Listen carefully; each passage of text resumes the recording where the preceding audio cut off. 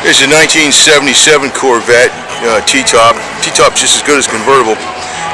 You notice how, like in 68, 69, they had like a chrome bumper on them and stuff. 70, and I don't know when they started going to the crash bumper, but by 77, they really integrated that 3-mile-an-hour, 5-mile-an-hour bumper in with the body style a lot better.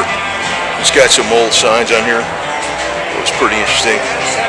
Ice cold, Coca-Cola sold here. Everything was bottles back then. Never sold plastic ever. Got your speaker for the, the drive-in.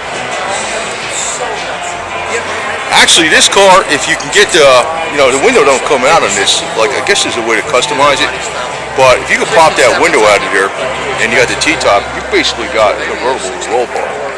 That's what you got.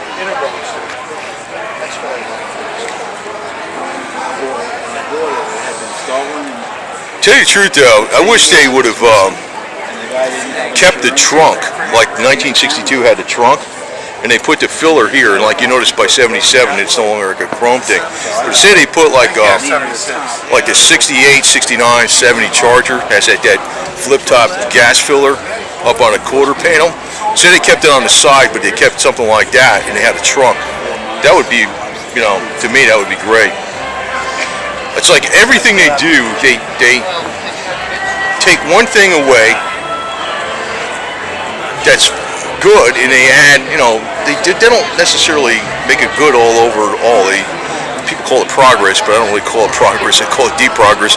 The 1962 Corvette, I like the 63 to 67 style the best, and I like these styles too. The I don't know what you call this, Generation 3 or whatever the hell it is.